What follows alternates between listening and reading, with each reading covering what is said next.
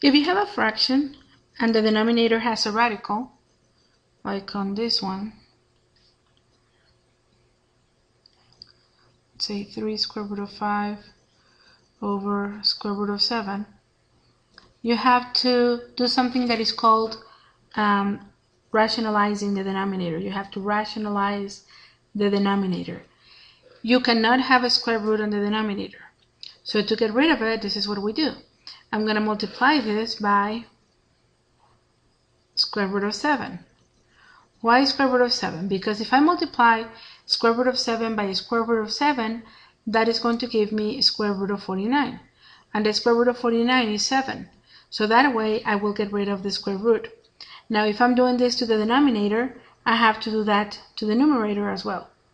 And the reason I can do this is because I am basically multiplying this by 1.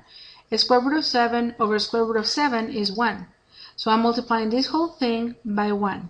And I can do this because of the multiplication identity property of multiplication.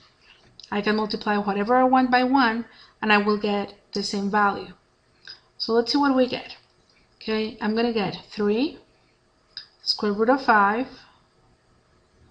times square root of 7 over square root of 7 times square root of 7. I'm going to use the product property, so I'm going to have 3 square root of 5 times 7 over square root of 7 times 7. So this gives me 3 square root of 35 over square root of 49.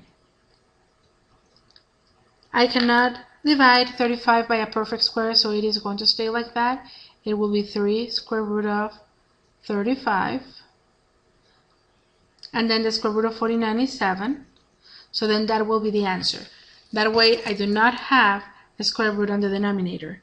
Let me show you another example.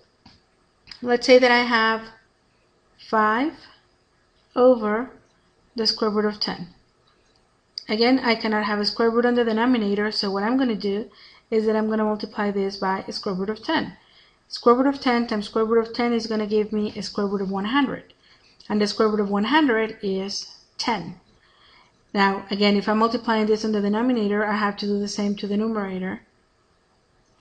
So I will have 5 square root of 10 over square root of 100. So that is 5 square root of 10 over 10, and I can simplify this fraction. 5 over 10 becomes 1/2, so it's going to be square root of 10 over 2.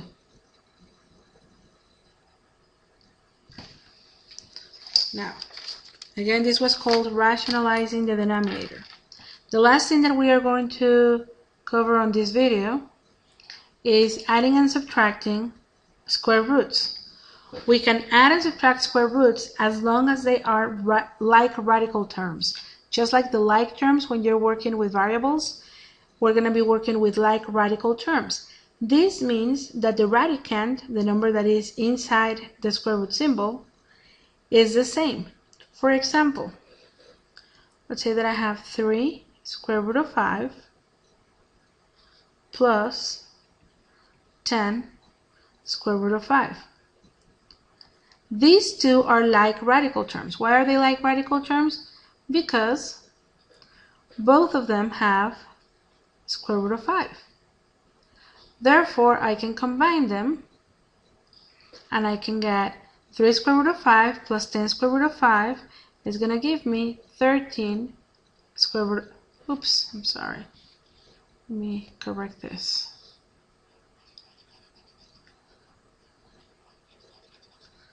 It's going to be 13 square root of 5. One more example. Square root of 80 minus 5 square root of 5. Well, these two are not like radical terms. This one has the square root of 5, this one has the square root of 80. But I can simplify the square root of 80. I know that 16 times 5 is 80, so this is what I'm going to do. I'm going to rewrite this radical as 16 times 5 minus 5 square root of 5. Because of the product property, I can rewrite this as square root of 16 times square root of 5 minus 5 square root of 5.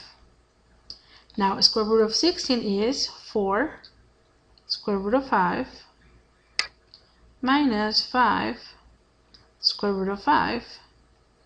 Now I can combine them. Now they are like terms.